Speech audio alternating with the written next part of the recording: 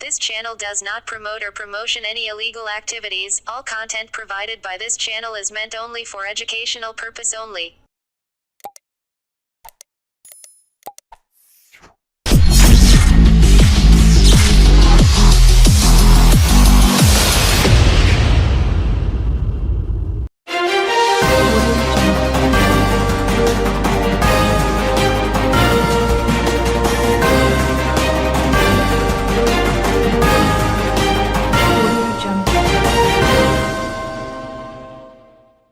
যারা 21শে জুলাই ডিম ভাত খেতে যাচ্ছেন কলকাতা তারা অবশ্যই নিজের ইন্স্যুরেন্স করে বাড়ি থেকে বেরোবেন।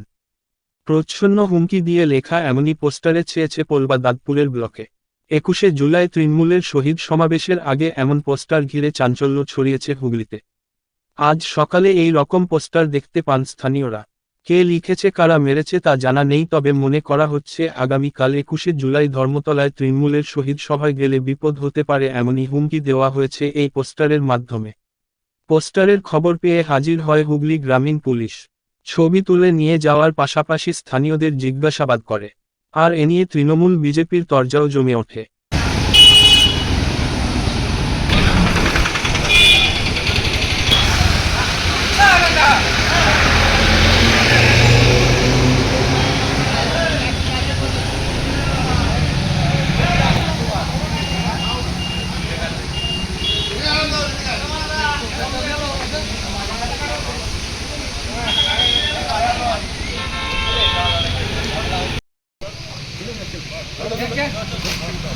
आगे ना सब इमान ताकत लगा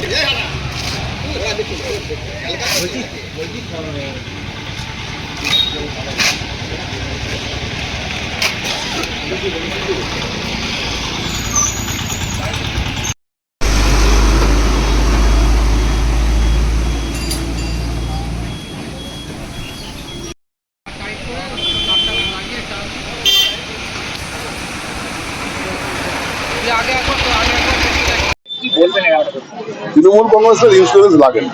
মমতা বন্দ্যোপাধ্যায় সারা পশ্চিমবাংলার মানুষকে ইন্স্যুর করেছে, তাদেরকে জায়গা দিয়েছে, তাদেরকে নিরাপত্তা সুনিশ্চিত করেছে। আজকে যারা আহাম্মকের মধ্যে যারা কাজ করেছে তারা রাতের অন্ধকারে কাজ করেছে। তৃণমূল কংগ্রেস বা যুব কংগ্রেসের সভাপতি থাকাকালীন মমতা বন্দ্যোপাধ্যায় যে লড়াইটা লড়েছিলেন মানুষের গণতন্ত্রের প্রতিষ্ঠার দাবিতে এবং সঠিক পরিচয়পত্রের দাবিতে, সেটা আজকে শুধু তৃণমূল কংগ্রেস নয়, সারা ভারতবর্ষের মানুষ তার সুরাহা পাচ্ছে। মানুষ সঠিক পরিচয়পত্রে ভোট দিচ্ছে এবং তার অধিকারকে সুনিশ্চিত করেছে। যারা কাজ করেছে তারা যদি তৃণমূল কংগ্রেসকে ইন্স্যুরেন্স করতে যায়, আমরা ঘুরিয়ে তাদের ইন্স্যুরেন্স করছি, সেও পক্ষিত ব্যাপারটা। দেখা যাচ্ছে একরকম হুমকি এটা। হ্যাঁ, এরা তো রাতের অন্ধকারে বিজেপি সহ বিরোধী দলগুলো তারা ভয় পেয়েছে বিগত নির্বাচনের ফলাফল দেখে এবং উপনির্বাচনের ফলাফল দেখে। তাদের অস্তিত্ব এখন সংকট। রাজ্যের বিজেপি স্তরে তাদের গোষ্ঠীদ্বন্দ্ব প্রকাশ্যে চলে এসছে। একটা শ্রেণীর মানুষকে বাদ দিয়ে তারা পশ্চিমবাংলায় থাকতে চায়, সাম্প্রদায়িক সম্প্রীতিকে নষ্ট করার চেষ্টা করছে। এর বিরুদ্ধে তৃণমূল কংগ্রেস লড়াই চলছে।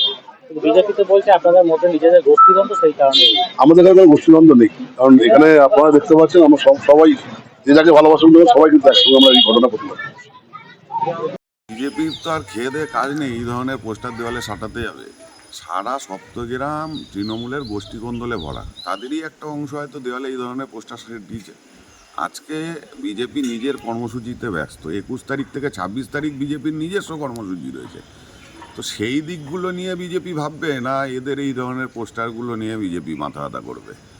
ওইখানে যে সকল মানুষগুলো আছে তাদের ভোট দিতে দেয়নি এরা, হতে পারে তাদেরই একটা অংশ আজকে এই ধরনের পোস্টার সাটিয়ে দিয়েছে। প্রথম বলি, এটা একটা কাপুরুষের কাজ। যদি বাপের বেটা হতো বা বুকের পাটা থাকতো হয়তো নাম করে দিত। এটা একটা রাজনৈতিক চক্রান্ত। তবে এই চক্রান্তে তৃণমূল কংগ্রেসের কোনো ক্ষতি হবে না, বরঞ্চ লাভবান হবে। এতে আমনান অঞ্চল আরও ঐক্যবদ্ধ হবে। আমি মনে করি যে সমস্ত কর্মীরা 21শে জুলাই হয়তো যে সমস্ত কর্মীরা একটু দোনোমনো ছিল যাব কি যাব না, তাদের কানে যখন পৌঁছাবে কালকে চুঁচড়ো স্টেশনে দেখবেন আমনান অঞ্চলের পক্ষ থেকে কাতারে কাতারে মানুষ 21শে জুলাইয়ের উদ্দেশ্যে রওনা দিচ্ছে। আর যে করেছে সে একটা অশিক্ষিত এবং বর্বর। এই কারণেই অশিক্ষিত এবং বর্বর, 21শে জুলাই তৃণমূল কংগ্রেসের রাজনৈতিক দলের একটা কর্মসূচি ঠিকই, কিন্তু 21শে জুলাইয়ের প্রকৃত অর্থ হচ্ছে যে করেছে আমি বলবো তাকে তার ভোটার আই কার্ডটা বর্জন করতে। কারণ 21শে জুলাই লড়াইয়ের মূল উদ্দেশ্য হচ্ছে মমতা বন্দ্যোপাধ্যায় 1993 সালে 21শে জুলাই ধর্মতলায় যে ডাকটা দিয়েছিল, নো আইডেন্টিটি নো ভোট। অতএব এই 1993 সালের পর 1996 সালে তৎকালীন নির্বাচন কমিশন TN সেশন যে আইডেন্টি কার্ড দিয়েছিল সাধারণ মানুষকে, যে আইডেন্টি কার্ডের দ্বারা আজকে আমরা ভারতীয় নাগরিকের পরিচয় পেয়েছি, যে করেছে সেও ওই আইডেন্টি কার্ডটা পেয়েছে। আমার মনে হয় তাকে ওই আইডেন্টি কার্ডটা বর্জন করা উচিত, এতে কোনো লাভ হবে না। তো আমরা এখানে আমনান অঞ্চলের নেতৃত্ব সকলে ঐক্যবদ্ধ। আমাদের পঞ্চায়েত সমিতির সহসভাপতি আছেন, আমাদের প্রধান আছেন নির্মল গোড়া, আমাদের জেলার আইএনটিটিউসির সভাপতি মনোজ চক্রবর্তী, উপপ্রধান সুদীপ মালিক, ইমাম আছে, সাদ্দাম আছে, মেম্বার হাসান মণ্ডল আছে।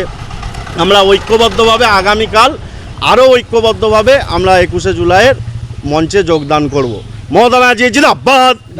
দাদা, পোলবাদাতপুর ব্লকে ও জোড়াশতলার কাছে একটি চাঞ্চল্যকর পোস্টার, সেখানে লেখা আছে 21শে জুলাই ডিম ভাত দিবসে যারা যাচ্ছেন তাদের ইন্স্যুরেন্স করিয়ে বেরোতে বলছে, কি বলবেন? বলার কিছু নেই। দেখুন, আমাদের অনেক কাজকর্ম আছে, আমাদের দল মানুষের সঙ্গে থাকে, মানুষের সঙ্গে থাকে, তার প্রমাণ ইতিমধ্যে আপনারা পেয়েছেন। আমাদের হুগলি লোকসভা 3টে সিটি আমাদের মানুষ বিপুল সমর্থনে জয়লাভ করিয়েছে এবং আমরা মানুষের প্রতি দায়বদ্ধ। যাদের এসব কোনো কাজকর্ম নেই, যাদের অপকর্ম নিয়ে থাকে, তারা এসব করেছে। আমাদের 21শে জুলাই একটা আবেগ, 21শে জুলাই একটা উদ্দীপনা। 21শে জুলাই শুধু আমাদের দলের কর্মসূচি থাকে তা না, বিভিন্ন দলের কর্মসূচি থাকতে পারে। তবে 21শে জুলাই আমাদের তৃণমূল কংগ্রেসের দলের কাছে একটা উদ্দীপনা, একটা আবেগ এবং অন্যায়ের প্রতিবাদ। সুতরাং এইসব ছোটোখাটো বিষয় কে করেছে, ডিমভাত দিবস, এইসব ছোটোখাটো বিষয় আমরা খুব একটা লক্ষ্য করি না। আমরা মানুষের কাজ করি, মানুষের সঙ্গে থাকি। হুগলি লোকসভা কেন্দ্রের মধ্যে বিভিন্ন জায়গায় একটা পোস্টার দেখছি, যারা 21শে জুলাই ডিম ভাত খেতে যাচ্ছেন কলকাতা, তারা অবশ্যই নিজেদের ইন্স্যুরেন্স করে বাড়ি থেকে বেরোবেন। কি বলবো, এসব অবাঞ্ছিত কথাবার্তা। আর এই বিজেপির কিছু উচ্চিঙ্গের জুটেছে, যাদের সমাজে কোনো গ্রহণযোগ্যতা নেই। রাত্রেবেলা পেটে কিছু পড়লেই কিছু লিখে বিভিন্ন জায়গায় লাগিয়ে দিল। সব অসভ্য দল, এদের নিয়ে কি বলবো। ইন্স্যুরেন্স কার করা দরকার 21 তারিখে বাংলার মানুষ দেখবে, কাদের করা দরকার বাংলার মানুষ দেখবে। এ নিয়ে আমি কি বলবো, একটা অসভ্য দল। বিজেপি ছাড়া কে করবে এসব? বিজেপিরই কাজ।